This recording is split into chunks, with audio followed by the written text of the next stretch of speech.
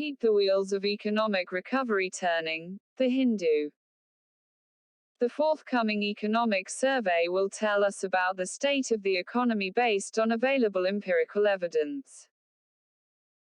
The first advance estimates of national income published on January 7 project a contraction of 7.7% for real GDP. The Q2 GDP estimates published by the National Statistical Office, Ministry of Statistics and Program Implementation (MOSPI), on November 27 had suggested an economic recovery in India. An improvement in the rate of contraction from 23.9% in Q1 to 7.5% in Q2 was seen as the beginning of a sustained recovery. The Ministry of Finance, in its monthly economic review, highlighted it as signifying a V-shaped recovery and as a reflection of the resilience and robustness of the Indian economy. The Monetary Policy Statement of the Reserve Bank of India (RBI), released on December 4, 2020, also projects positive growth in the remaining quarters of the financial year. A low fatality rate and rolling out of the vaccination program have added to the optimism. Growth rate of the economy had collapsed from 8.2% in Q4 of 2017-18 to a mere 3.1% in Q4 of 2019-20, sliding continuously for 8 quarters.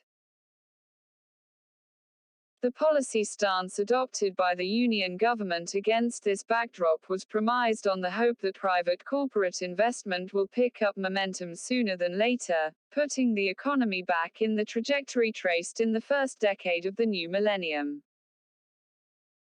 The RBI did the heavy lifting through 5 consecutive lowering of repo rate, adding to a total of 135 basis points from February to October 2019, along with liquidity infusion programs. However, monetary fiscal linkages are crucial to catalyze the demand. Revise monetary framework.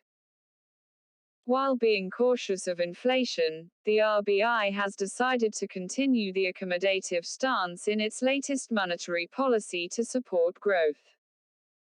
It has retained status quo in the policy rate of repo at 4%. The CPI inflation after crossing 7% has cooled off to 4.6% in December. Still, the real interest rates remain very low. The RBI expects inflation to ease to the specified band. The efficacy of the new monetary framework (NMF), the agreement between the RBI and Government of India in February 2016 to adopt inflation targeting in India, will be reviewed in March 2021, and we flag the need for revising the framework. The RBI is continuing its liquidity infusion programs, including the on-tap targeted long-term repo operations (TLTRO). This program, announced on October 9, 2020 for 5 stressed sectors, has been extended to 26 stressed sectors notified under the Emergency Credit Line Guarantee Scheme (ECLGS 2.0).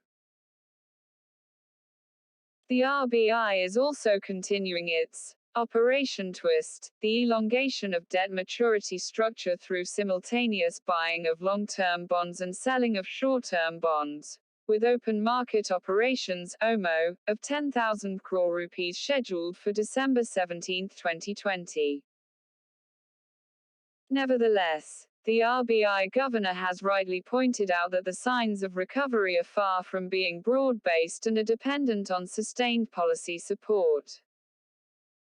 He has also pointed out that it is a no-brainer that Union Budget 2021-22 will be pro-growth.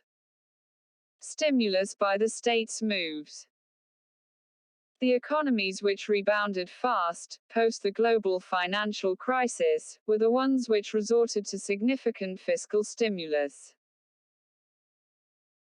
We argue for fiscal stimulus not based on business cycle arguments to trigger animal spirits, but from the perspective of much needed targeted state interventions in public health, education, agriculture and physical infrastructure, and to redress widening inequalities in the time of the novel coronavirus pandemic.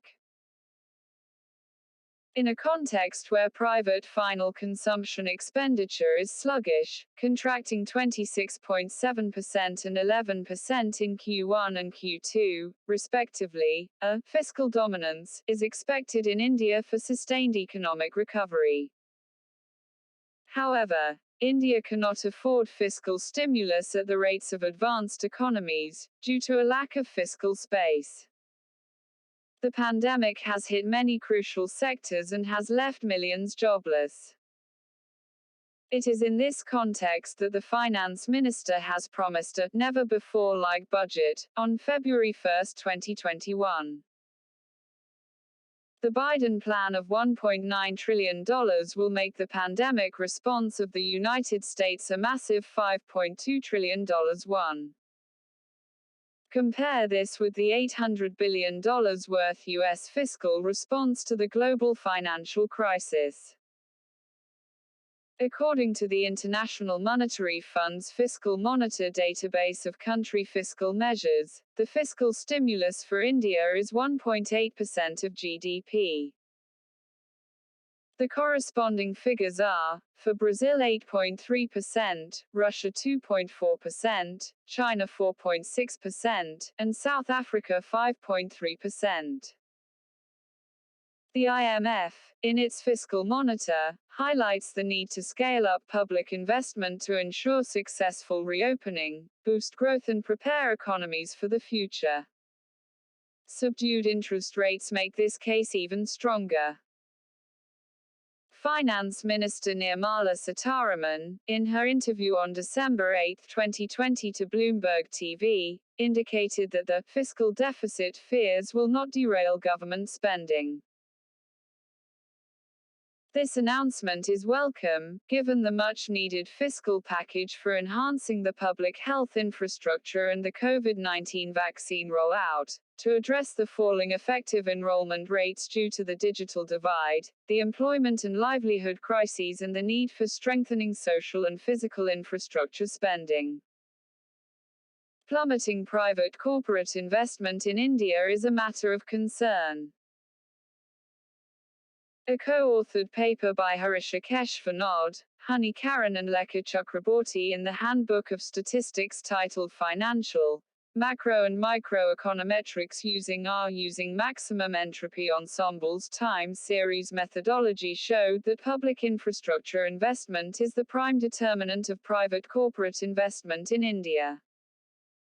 The fear of financial crowding out emanating from high fiscal deficit is misplaced in the context of India. Flexible fiscal rules. The path of economic recovery will be determined by the degree of containment of the pandemic and the sustained macroeconomic policies. Any abrupt withdrawal of ongoing economic policy support, both by the monetary and fiscal authorities, will be detrimental to growth in times of the pandemic. The fiscal rules at the national and subnational government levels need to be made flexible to enhance the fiscal space to deal with the extraordinary situation.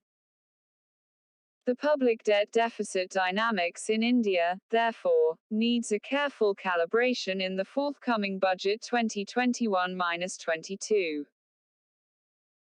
Emmanuel Thomas is Doctoral Fellow, Center for Economic Studies and Planning, JNU, New Delhi and Assistant Professor, St. Thomas's College, Autonomous Thrissur, Kerala.